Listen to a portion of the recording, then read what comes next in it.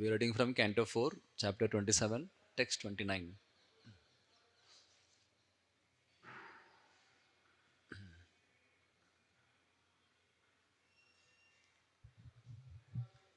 Tvam avyaktagatairbhungshva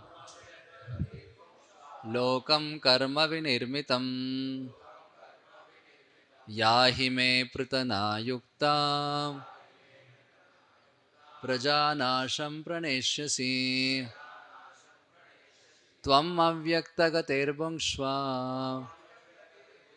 lokam karma vinirmitam yahi me pritana yukta prajanasham praneshyasi. Tvam avyaktagatairbhungshva lokam karma vinirmitam yahi me pritana yukta prajanasham praneshyasi. Tvam avyaktagatairbhungshva lokam karma vinirmitam yahi me pritana yukta prajanasham praneshyasi. Jai Shri Ram Mohan ki Jai Shri Ram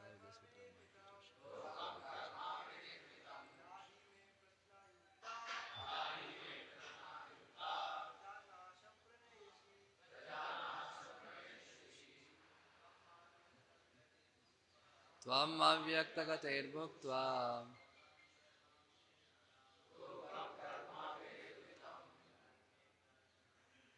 yahi me punarayukta prajanasham praneshyasi. Matajis.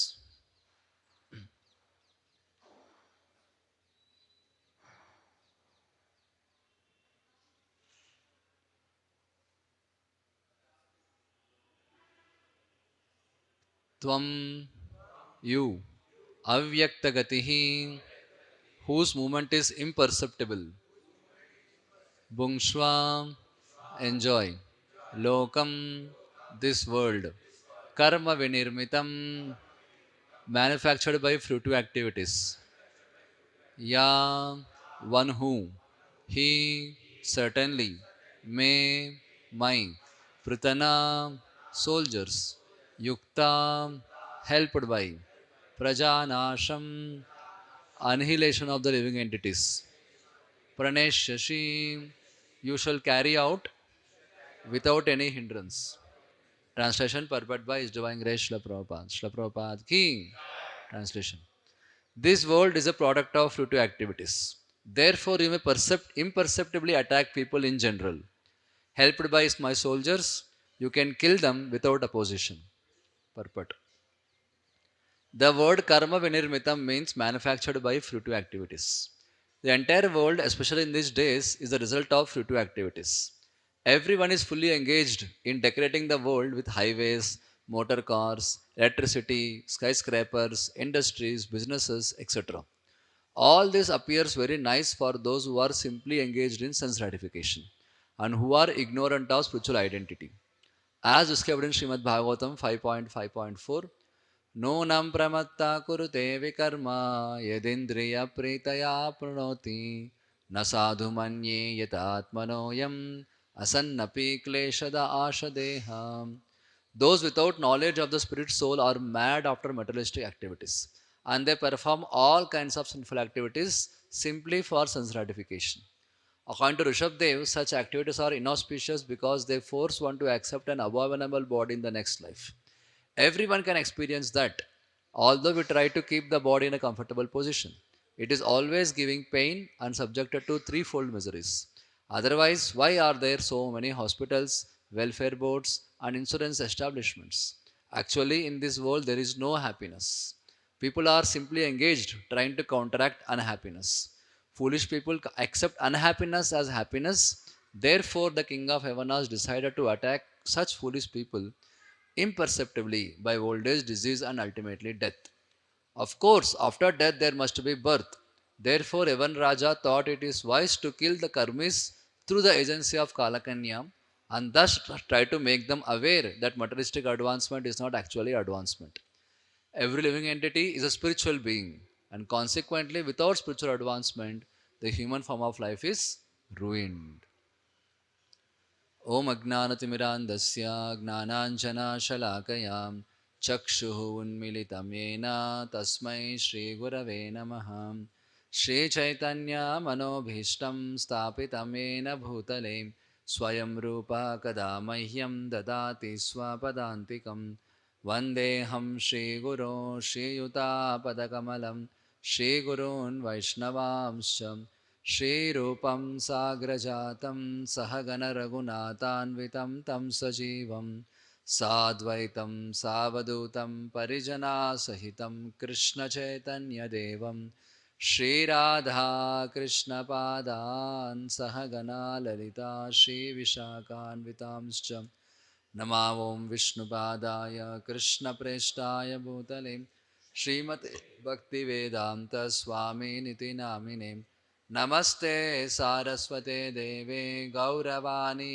प्रचारिणे शून्यवादी पाश्चात्यदेशतारिणे नमो महावदन्याय कृष्णप्रेमप्रदायते कृष्णाय कृष्णचैतन्य नाम्ने गौरत्विषे नमः हे कृष्णा करुणा सिन्धु दीनबन्धु जगत्पते गोपेशा गोपिका कान्ता राधा कान्ता नमोऽस्तुते तप्तकाञ्चन गौराङ्गी राधे वृन्दावनेश्वरी वृषभानुसुते देवी प्रणमामि हरिप्रिये वाञ्छाकल्पतरुभ्यश्च कृपा सिन्धुभ्य एव च पतितानां पावनेभ्यो वैष्णवेभ्यो नमो नमः जय श्री कृष्ण चैतन्य प्रभु नित्यानंद श्री अद्वैता गदाधर श्रीवासादि गौरभक्तवृंद हरे Krishna Krishna Krishna Hare Hare Hare Ram Ram Ram Hare Hare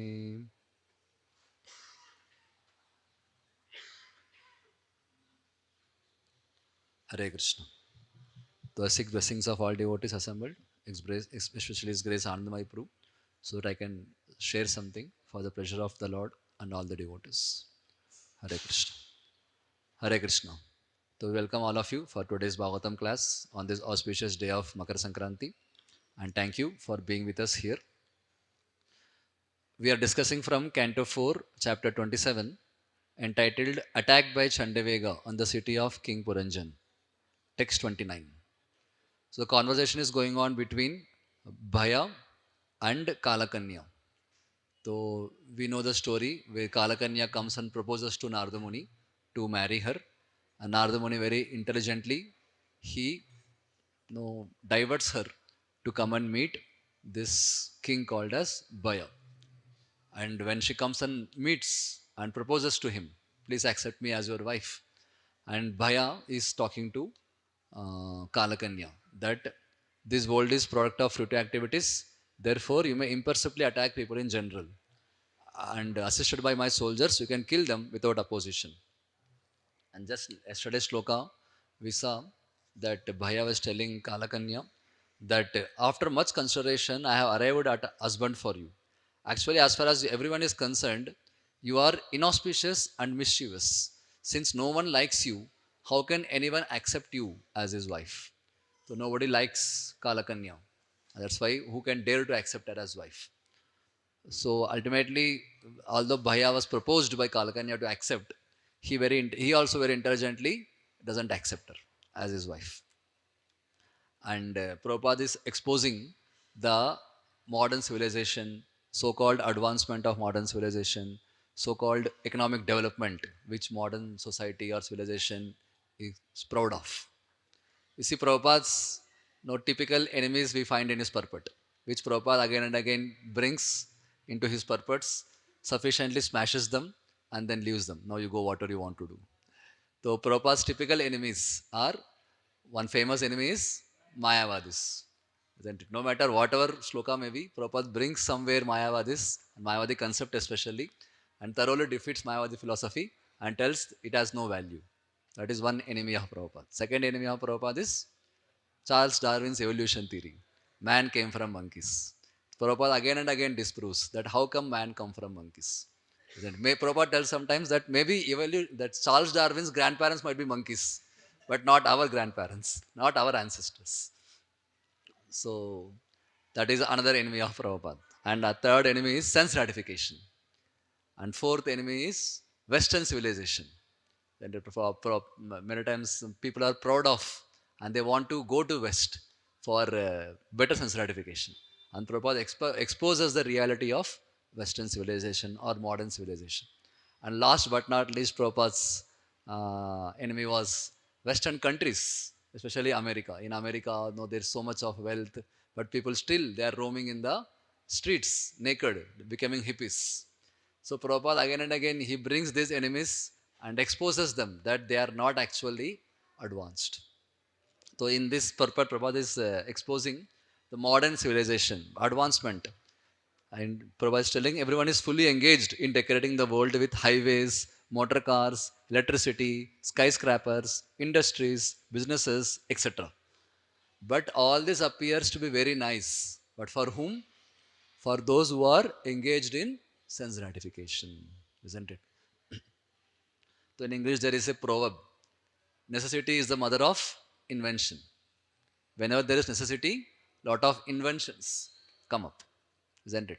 So people, modern day man has invented or discovered so many facilities, so many luxuries, but the ultimate purpose is sense gratification. And one more term this modern man uses is economic development. So modern society is making a lot of advancement in economic development. But Prabhupada exposes that idea that what is economic development. So there is no question, there is no need of economic development because everybody is children of God, and just like Father provides for the children, so the Supreme Father he provides for every child, isn't it? Then if God is providing for every child, then where is the question of poverty, and where is the question of economic development required? The same God is providing for no elephants in African jungles. There are thousands and thousands of elephants in African jungles, and God is providing for every elephant. And same God is providing for small ant also. So if God is providing for elephants, which eats tons of kilos, and if He is providing for small ant, which eats milligram of sugar or some grains, can't He provide for human beings, which are who are meant for better life, who are meant to understand God? Will God not provide for them? So Prabhupada exposes that if God takes care of elephants and ants, why can't He take care of human beings? Then what is the need of your economic development? God is already taking care of every living entity.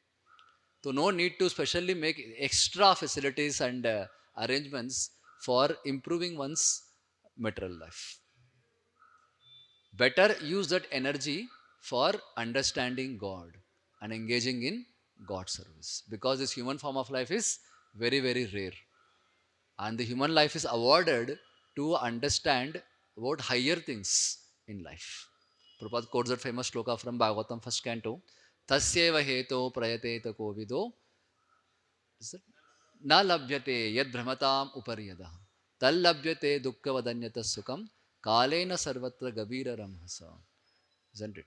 So the human form was achieved to attain something which is not available traveling from Brahmaloka to Patalaloka. Tasyeva heto prayateta kovido na labhyate yad brahmatam upariyadaha. From topmost planet to lowest planet, even if you roam, you will not get it.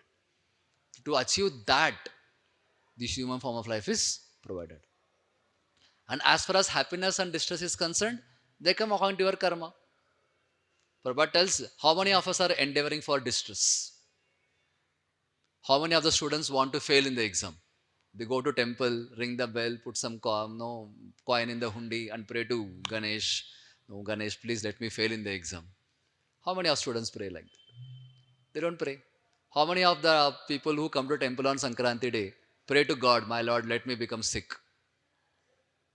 Let me lose my job. Yes, let my relatives abandon me.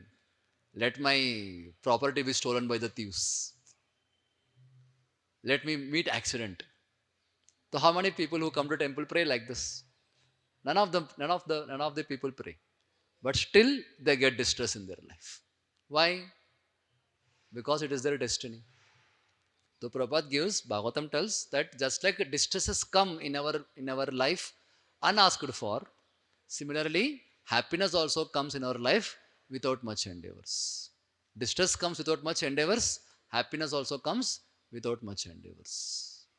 So if at all we have to put our endeavor, please put that endeavor for understanding God, understanding the ultimate purpose of life. So that is the purpose of human form of life. Isn't it? Prahlad Maharaj tells in 7th canto, Tat prayaso na kartavyo, ayur harati vaya param. Tat prayaso na kartavyo. Prayas means what?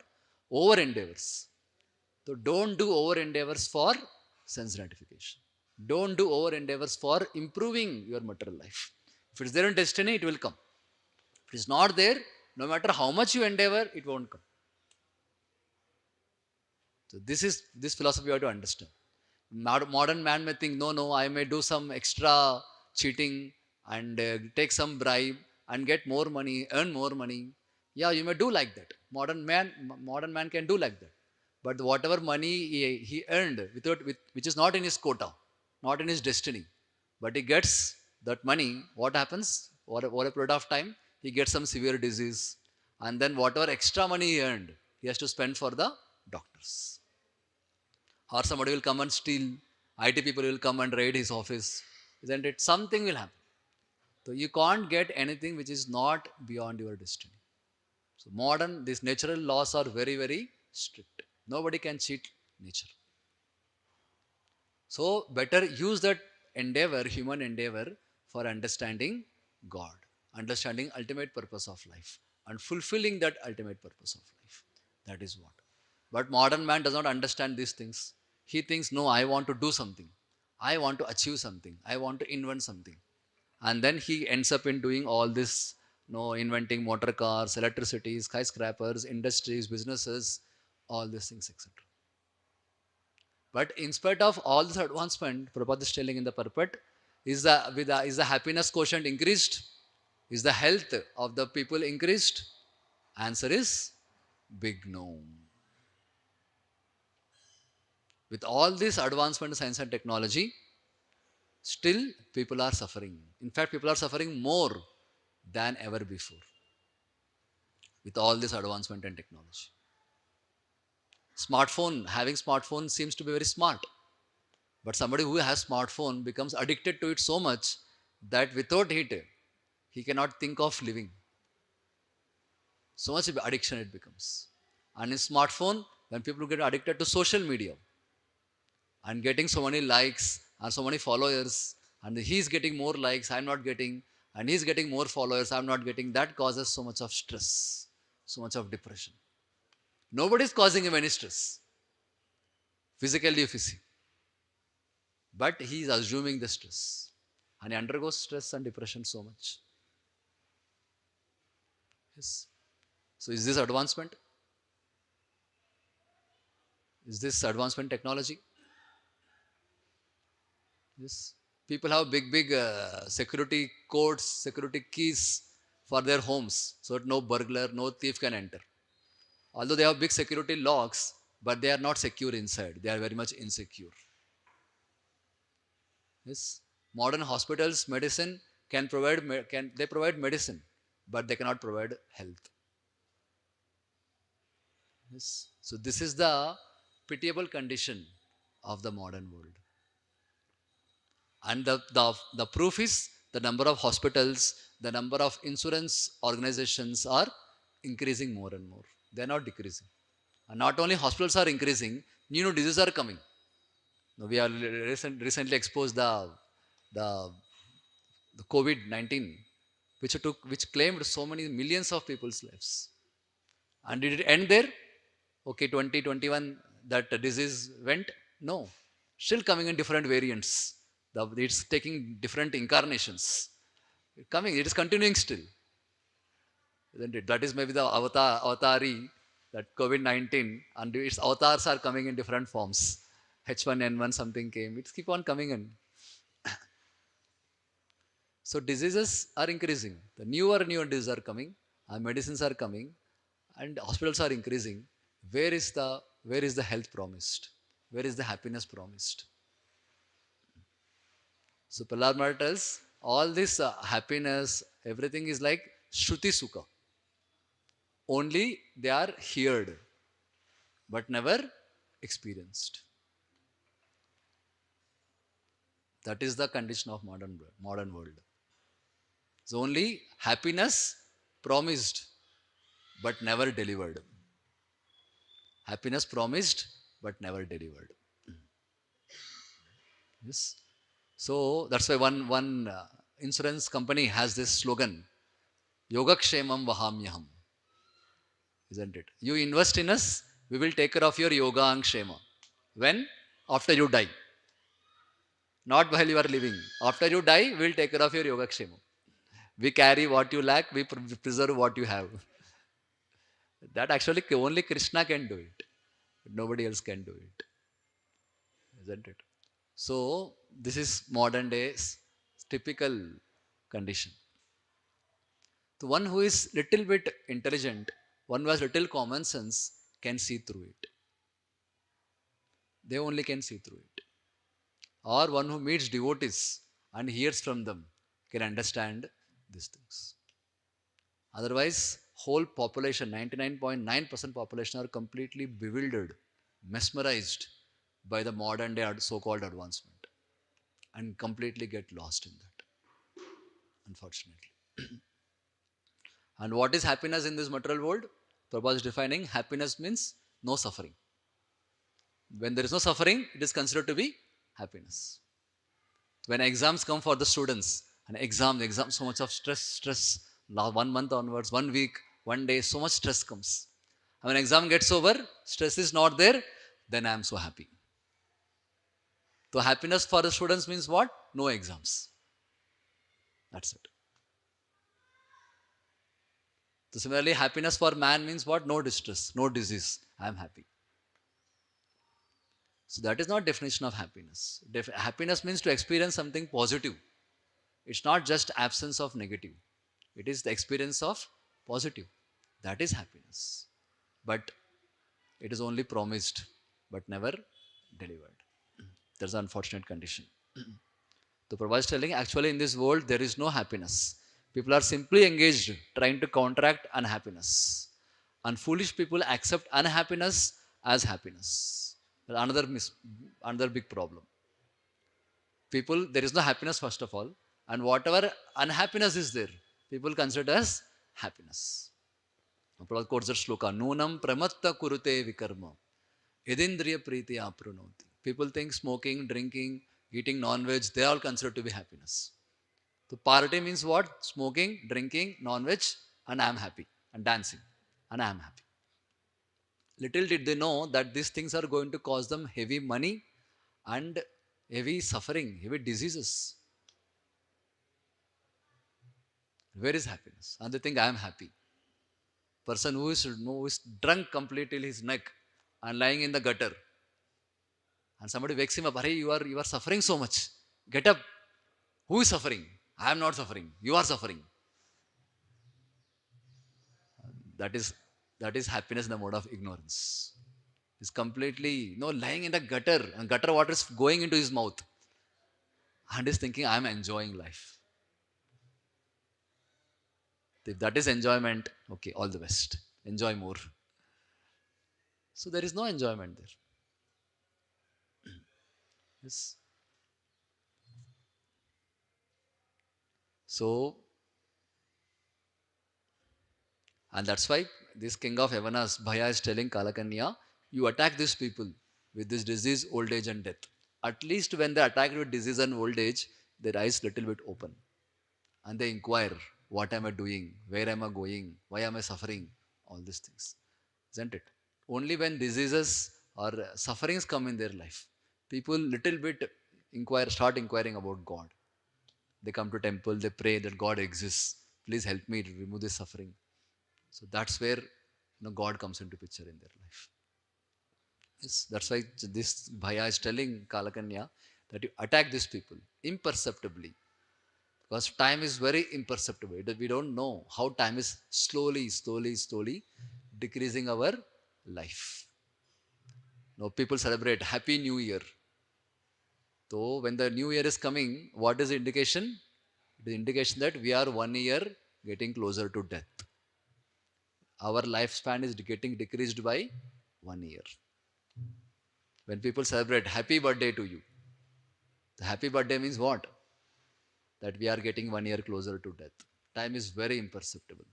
Very imperceptible. The senior we become, the closer we are getting closer, the closer we are getting to death. Yes. So every Happy New Year, every Happy Birthday should make us more and more serious in our spiritual life, not in material life. On birthday, people will give bumps for the friends. This is enjoyment. Isn't it? And that fellow is suffering. And all are singing happy birthday, happy birthday. So good that he is getting bumps. At least he should understand, no, I should become more serious in my spiritual life. Yes. So this is the typical condition of modern day, modern life, Western civilization, all these things. Though it's not that advancement in technology is wrong. It is required. It may be required. But the purpose should not be forgotten. The purpose is to use them to engage in Krishna service, God service, to accept as much as we need to keep our body and soul together so that we can serve God. We can attain the ultimate purpose of life. So we are not against advancement in science and technology, but we are against the misuse of advancement in science and technology. That is what we are against. So it's not that we are telling give up your smartphones, give up your laptops, computers, and go and live in the forest, living in a hut without electricity. That's not what we are proposing. So use all these things. But with all these things, don't forget to attain the ultimate purpose of life. Use all these things to attain the ultimate purpose of life. That's what we are telling. Yes. So that goal, that purpose should not be forgotten. Yes.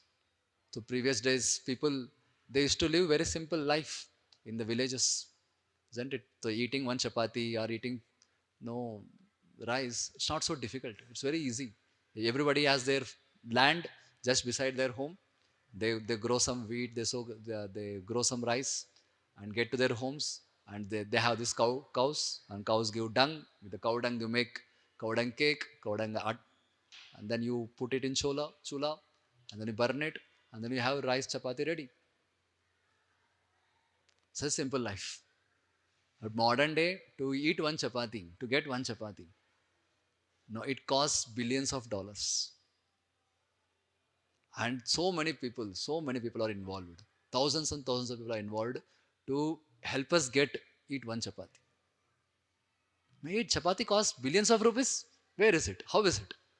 Chapati costs 5 rupees. In South India, it may cost 15 rupees. But how come one chapati costs so much of money? Because the chapati is not produced in the city like Hyderabad. It is produced in the villages. And most of the farmers which grow crops, who grow crops, they don't use ox more, no more. They don't use ox anymore, isn't it? What do they use? They use tractors. And from where they get tractors? From factories. And factories, so many thousands of employees are working to produce tractors. And nowadays, companies don't produce all the parts of one product. They have to get from different companies, different factories. Then that means more factories means more employees. And with all these things, one tractor is made. And tractor comes to the field. And that's how the wheat or rice is produced. And after wheat or rice is produced, it has to be transported to the city. And transportation costs, whole transportation industry is there, producing lorries and buses and tractors. For that, so many thousands of people are working. And for transportation, for the vehicles to run, what is required? Petrol. From where we get petrol? From Hussain Sagar? From where we get? From Arab countries. That has to be transported from all the way from Arab countries to India, America, wherever. And for that, whole ship industry is required. Ships have to be manufactured. Shipping industry is required for that. And that's how petrol is put. And that's how you get atta or rice to your home. And for making chapati, you have to mix atta with water. From where we get water? Rivers are flowing beside our home? No. Whole water system is required. Water management system. Isn't it? For water to come to our house through the tap, what is required? Piping system is required. And pipes have to be manufactured. And pipe is made of iron, steel, or plastic. Or that industry is required separately. And there thousands of people are working. And that's how you get water for that. Okay, you got atta, you got water, you mix it, and then you make nice gola, and then you make nice chapati, and then where you will put? On the stove. And stove, for now chura people are using cow dung cakes. What do they use now? Cylinder, gas. And for that separate industry is required for manufacturing cylinders and for manufacturing gas. There thousands of people are working. And that's how we get gas. And for stove to manufacture, that is another different factories are working. And you get gas, you get cylinder, you get stove, and then you make chapatis, and then you eat. I'm thinking, I'm enjoying now. If tomorrow petrol gets over in Arab countries, so we don't get water, we don't get chapati, we don't get atta, we don't get water. So what will we do? So this is technically called as advancement. This is technically called as advancement. So this is the condition of modern day civilization. That's why once Gandhi was asked by a reporter that what do you think of Western civilization? And Gandhi answered, Western civilization, both don't exist together. Western culture don't exist together. That's what he answered. So we have to be aware of these things. The more we live closer to nature, the more we will be happy, peaceful, and satisfied. And the more we go away from the nature, we have to pay a heavy price for living a simple life. That's why in Sanatan Dharma, the festivals which we celebrate has a great meaning, has a great closer connection to the nature.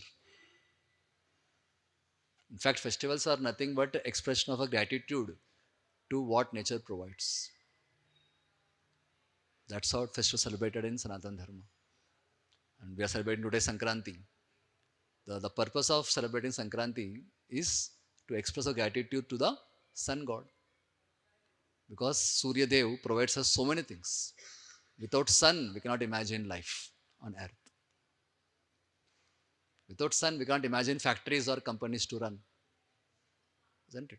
Even for modern day factories, companies, missions, industries to run, sun plays a very major role. Yes. So Sankranti is nothing but expressing our gratitude to Sun God that you are given so much for us. You are giving rains. You are giving water in the form of rain. You are giving us grains in the form of process called photosynthesis. Yes. So much help Sun is doing. And Sankranti is a festival where we express our gratitude to Sun God.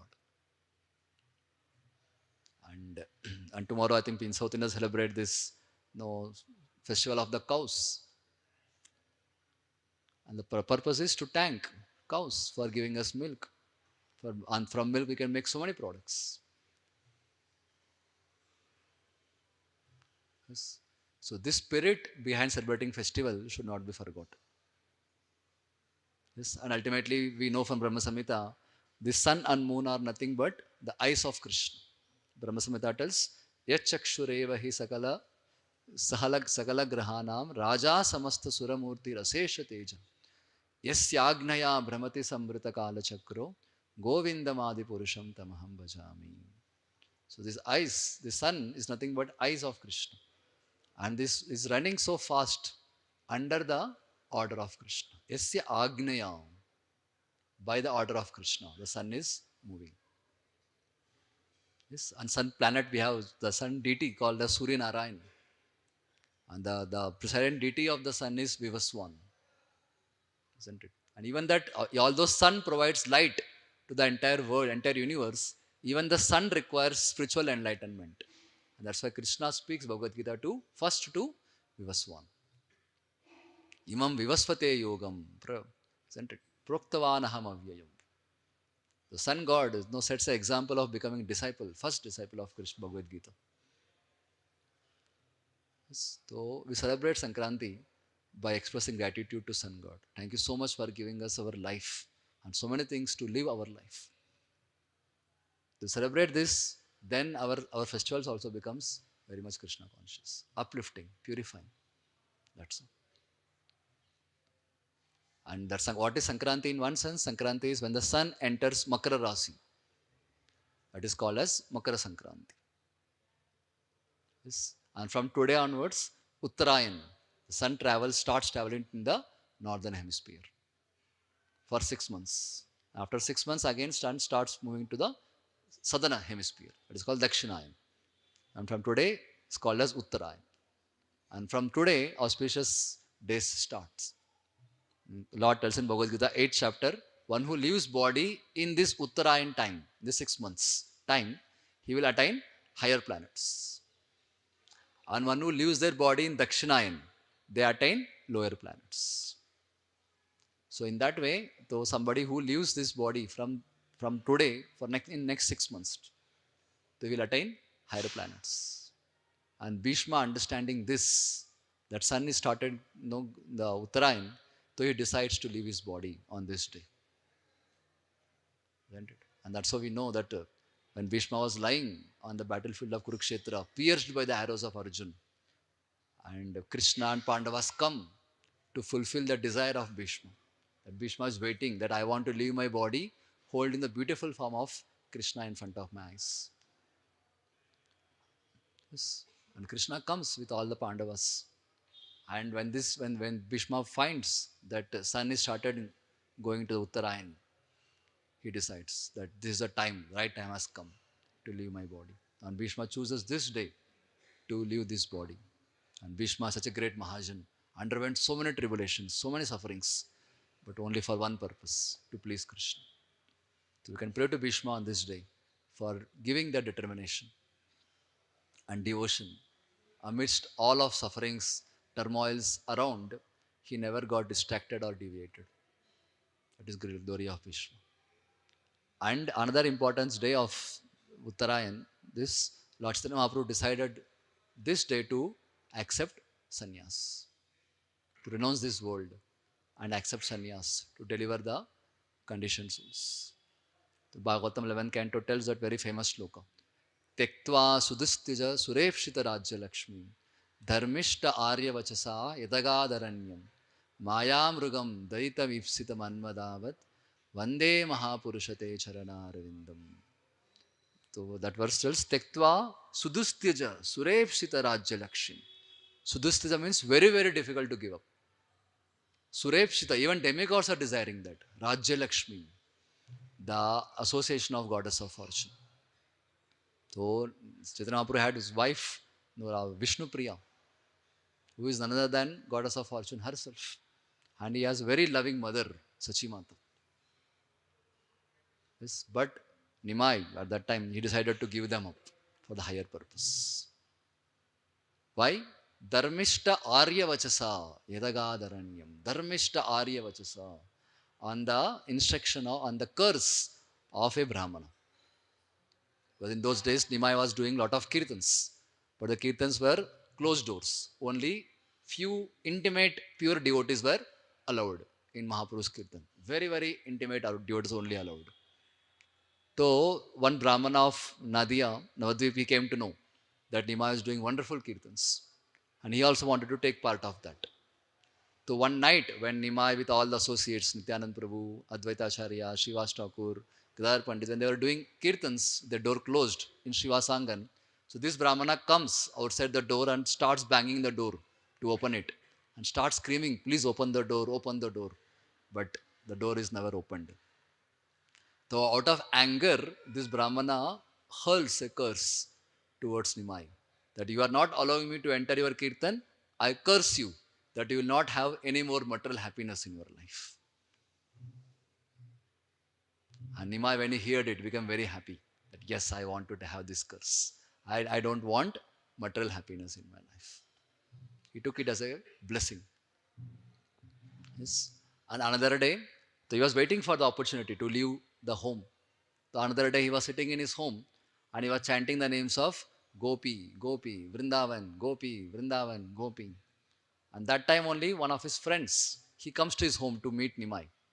And when he sees that Nimai is chanting Vrindavan, the names of Vrindavan and Gopi, he becomes bewildered. And he suggests Nimai, Nimai, why are you chanting Gopi's names? Chant Krishna's names. By chanting Krishna's names, you get lot of punya.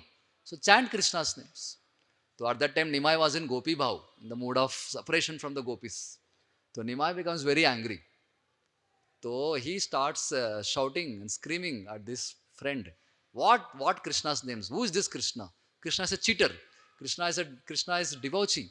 Krishna killed Wali, hiding from background. And Krishna, in the form of Rama, he cut the nose and ears of Shurpanaka, being attached to his wife Sita. And then he starts in the ecstasy, so he starts blaming Krishna and Krishna's incarnations. And he doesn't leave that. In the ecstasy, he takes one stick and starts chasing this friend in order to beat him. And this friend completely gets bewildered. Arey, what Nimai is doing? Is this same Nimai I've heard about? So he ran for his life practically. And some of the devotees who were there with Nimai, they stopped Nimai and bring him back to home. And this Brahmana friend, he goes and meets his other friends and they ask him, why you're running so much? What happened? He tells whole story what happened. And all of them become very angry with Nimai. That he thinks he's the only son of Brahmana. We're all son of Brahmanas. So next time if he does like that, we will show our satta, we'll show our power. Like that. And when Nimai comes to know, because Nimai is the heart of Paramatma, is a heart as Paramatma. When Nimai comes to know that this is what they are discussing about me, they want to beat me, he understands, no, the time has come ultimately. Because I have come to this world to deliver the people. But what is happening, unfortunately, in spite of delivering, so they are getting more and more entangled by offending me. So this is not the right way. So he decides to take sannyas. And then first he approaches Nityanand Prabhu to, to seek his guidance and tells Nitai, I am deciding now to give up my home and accept sannyas. Because I descended to this world with a medicine to cure the cough. But unfortunately, what is happening? The same medicine is increasing the cough. This I don't want. So I am going to take sannyas. Nitai could not speak anything. He could not tell yes, he could not tell no to Nimai. He just wept. Nitai just wept, thinking the condition of Mother Sachi. If Nimai takes sannyas, what will happen to Mother Sachi? And he just wept tears so much. And then Nimai goes to Mukunda, his dear friend. And he tells Mukunda, start kirtans. And Mukunda starts in ecstasy kirtans. And both of them start chanting and dancing so much.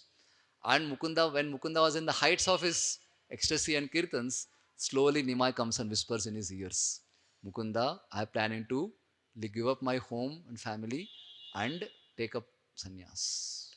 And he goes. And when Mukunda hears that, he falls unconscious to the ground completely.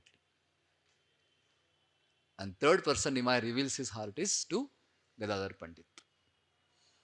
He goes and tells Gadadhar Pandit that I want to take sannyas. So Gadadhar Pandit is the only one who counter argues with Nimai.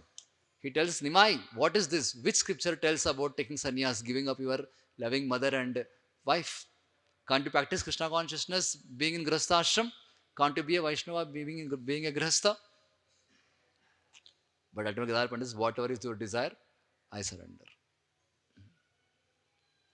And then one day before he wanted to take sannyas, he goes and meets all the friends, all the people in Navadvip and instructs them, Bolo Krishna, Bhajo Krishna, Karo Krishna Siksha. Chant it. Krishna Mata, Krishna Pita, Krishna Dhanapran. Always chant Krishna's names. Never offend anybody, never criticize anybody.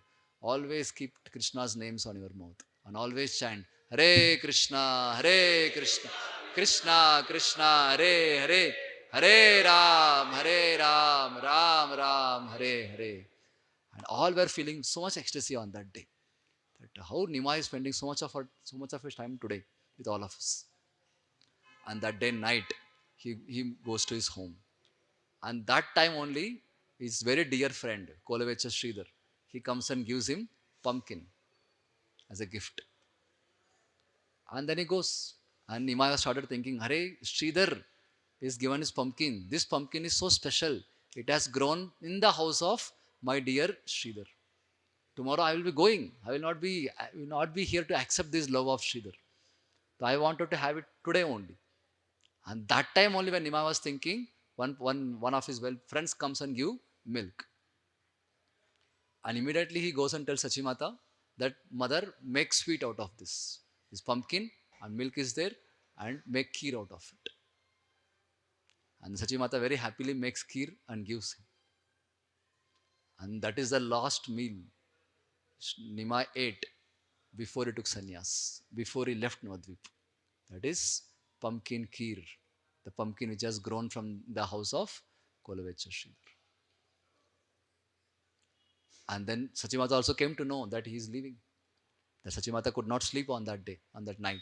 So she was sitting on the outside of the home, just weeping, stunned, shocked, and weeping. And in the morning, Brahma Muhurta, on Makar Sankranti day, so Nimai comes out and takes blessings of Sachimata. Sachimata could not speak anything. And Nimai consoles her and seeking her blessing, taking the dust from her lotus feet. He continues to go to Kantakanagar, which is called as now Katwa. And then he already told few of his associates to come to Katwa. Nityanand Prabhu, Chandrasekhar Acharya, Gadadhar Pandit, Mukunda. So all of them reached Katwa. And he also reached Katwa. And then Katwa, he decided that I will take sannyas diksha from Keshav Bharati Maharaj.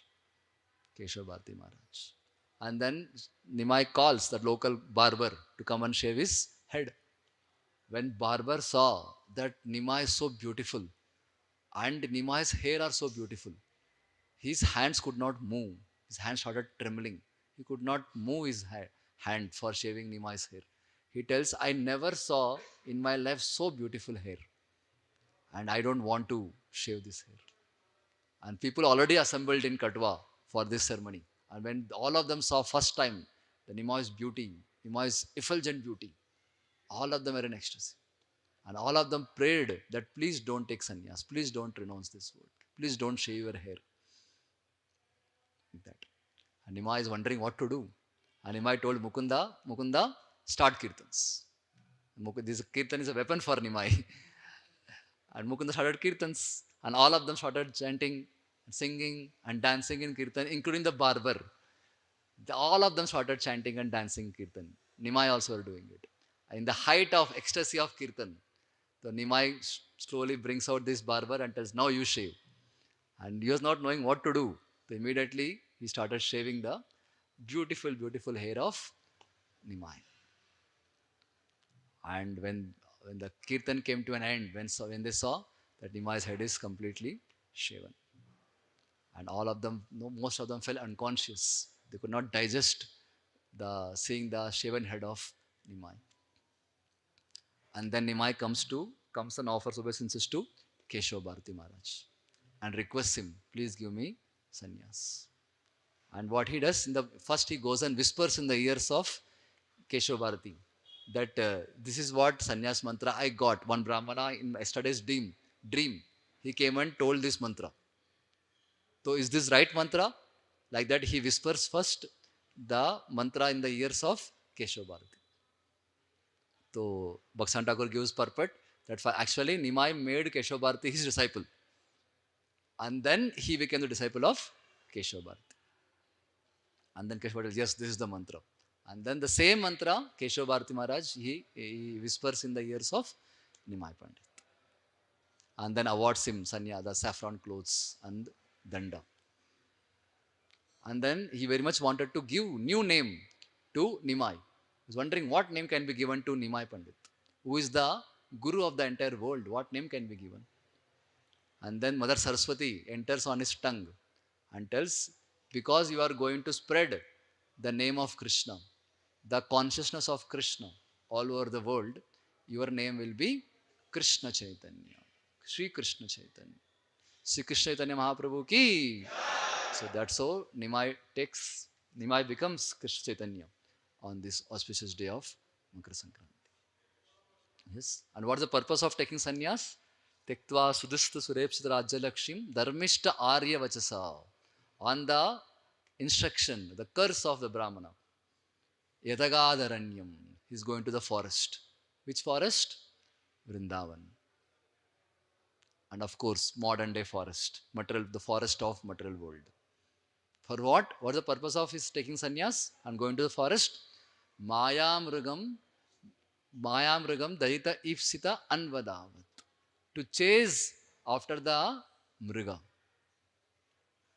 Which Mriga? The living entities. And what these living entities are doing? They are chasing after Maya. The living entities in the material world, they are chasing after Maya. So Mahaprabhu has taken sannyas to chase those people who are chasing after Maya and bring them to Krishna consciousness. He did not take sannyas for any other purpose. He is taken sannyas only for exhibiting compassion. So people are running so fast, but where they are running so fast? To hell. They are running so fast to hell. Isn't it? So devotees have to run faster than them to catch them and reverse their direction. Isn't it? So Chaitanya Mahaprabhu took sannyas to chase after the people who are chasing after sense gratification, who are chasing after going to hell. He took sannyas to bring them back to Krishna consciousness and to send them back to highest abode, Goloka Vrindavan. For that purpose, he took sannyas. And Vande Mahapurushate, for that Mahapurusha, Mahaprabhu, Charana Aravindam, I offer my respectful obeisances to his lotus feet. Yes. So Srila Prabhupada, following in the footsteps of Lord Chaitanya Mahaprabhu, he also took sannyas. Same purpose. People are chasing after sense gratification so much. People are, at that time, people are imitating West so much. And West is imitating sense gratification. Yes. And Prabhupada took sannyas to chase after these people who are chasing after suffering, who are chasing after sense gratification, to bring them to Krishna consciousness. Chanchan was giving an analogy. To people of this world, they were traveling, in super fast train, super fast vehicle. But where they were going? To hell. To hell. Now, nowadays, I think in India, this Vande Bharat train is becoming so famous. Isn't it? It travels so fast. Yes, Vande Bharat train. Isn't it? People are traveling in Vande Bharat train, but where they are going? To hell. So much of speed. So Prabhupada is like Superman. So who came in our life, who took our vehicle and completely reversed the direction of the vehicle. And he saved us from going to hell and turned and redirected us to go to Goloka Vrindavan, the highest abode in spiritual world. So great souls renounce the world for a great cause. And when Chaitanya Mahaprabhu or 6 Goswamis down the line, or our Srila Bhaktisiddhanta Thakur and Srila Prabhupada, when they renounce world, it's not out of frustration. It's not out of suffering. It's not they were unsuccessful, they were failures in material world. Not that their girlfriends ran away. That's why no other option. That's why they took sannyas. They are taking sannyas for the greater cause, greatest cause, to bring people to Krishna consciousness. So that is why they have taken sannyas. So Chaitanya Mahaprabhu taken sannyas for these two reasons. One reason is to experience the mood of gopis, and secondly to spread the Harinam Sankirtan all over the world. Yes, of course we can't assist Lord Chaitanya Mahaprabhu in his first mission of experiencing Gopi Bhav, but surely we can assist him in his second purpose, to assist him in his purpose of spreading Harinam Sankirtan all over the world. Yes, so on this auspicious day, we can also pray to Lord Chaitanya Mahaprabhu to give us the strength and blessing so that we can also assist his devotees, Srila Prabhupada, in his mission to spread Harinam Sankirtan all over the world. So to summarize, so we saw the modern the failures of modern day civilization, advancement, technology, all these things. Although so much of happiness is promised, but not even tinge of happiness is delivered. It's only Shruti Sukha, but never experienced, isn't it? And modern day we see how eating one chapati costs so much of billions of rupees, and so much of thousands of people are involved in that. On contrary to Vedic system, where no people live with land nearby, cow, and then with that land and cow, they were leading a simple life. But modern days, eating one simple chapati costs so much of complicated lifestyle, isn't it? So, and that's why in Vedic culture, people celebrate festivals with the expression of gratitude. The more we live closer to the nature, the more we can live the life of happy, peaceful, and satisfaction. Isn't it? That's why the importance of festival is to express a gratitude to the nature, and it is Krishna's nature. The purpose of Sankranti, which we're celebrating today, is to express a gratitude to Sun God. And that's why Bhishma, from today Uttarayan is starting, Bhishma choose this auspicious day to leave his body, because Uttarayan onwards auspicious days begin. And Lord Chaitanya Mahaprabhu was Nimai Pandit before. He chose this day to accept sannyas. And we discussed how that Dharmishta Arya Vachasa, on the curse of a Brahmana, isn't it, to not have material happiness in life. So Nimai understood the time has come. I mean, chanting Gopi Gopi, that another Brahmana friend become very unhappy. Started blaming and cursing Nimai so much. Nimai understood the purpose for which I have come is now come. So he decided to take sannyas, took blessings of Nityanand Prabhu, Mukunda, and Gadar Pandit, Mother Sachi, and eventually went all the way to Katwa and accepted the sannyas initiation from Keshav Bharati, who gave him the name Krishna Chaitanya. Krishna Chaitanya Mahaprabhu ki, Sankranti Mahamahotsav ki, Bhishma Dev ki, Uttarayan की, शिला प्रभुपाद की, समस्त गौर भक्त वृंद की, निताय गौर प्रेमानंदे. Hare Krishna. Thank you so much. Prajit, anything you want to add? Anandamai Prabhu?